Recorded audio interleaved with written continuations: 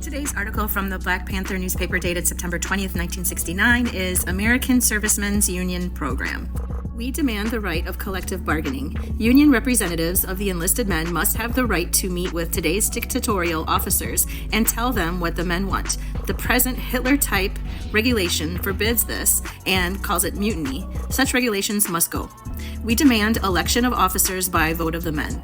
Workers elect union leaders from steward to president, but we GIs have utterly no opportunity to pass on the merits of the military leaders who have power of life and death over us. The soldiers in the National Liberation Front of South Vietnam elect their own officers. What's wrong with American GIs electing theirs? United States officers should not only be elected, but subject to recall at any time by majority vote. We demand election of officers by the vote of the men in their command. We demand an end to saluting and sirring of officers. We believe compulsory saluting and sirring of officers is degrading to GIs.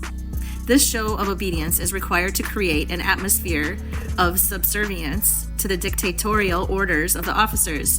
Few civilians realize that men are constantly being court-martialed and often given prison sentences for leaving out the sir in addressing the brass. We demand federal minimum wages. We demand an end to a wage system where we get pennies an hour while the banker generals get $50,000 a year.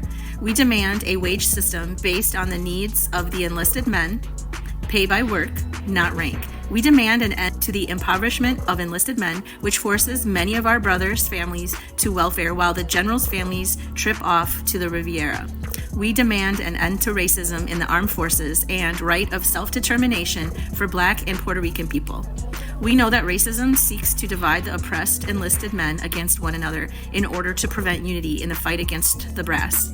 We know that Black and Spanish-speaking brothers are placed in the most dangerous assignments and suffer the highest casualty rates. We demand an end to the filling of stockades with Black and Spanish-speaking GIs who have refused to submit to the racist attacks and insults imposed on them by the brass. KKK crosses have been burned both here and in Vietnam. We believe that anything less than a head-on attack against white racism would cause the solidarity of white and Black GIs in our union to break down and thus play into the hands of the brass. We demand rank-and-file control over court-martial boards. We demand an end to the system whereby the all-power officers sit in judgment over GIs. The Constitution guarantees the right of any person to be judged by a jury of his peers. In the armed services, there has never been a GI of the rank of PFC or lower who has served on a court-martial board, and yet 90% of those court-martialed are PFC or lower. The vast majority of cases would not even be considered crimes in civilian life, and yet 95% are now being found guilty. If a GI must stand trial, let other GIs try him. We demand the right of free political association. This freedom is guaranteed by the Constitution.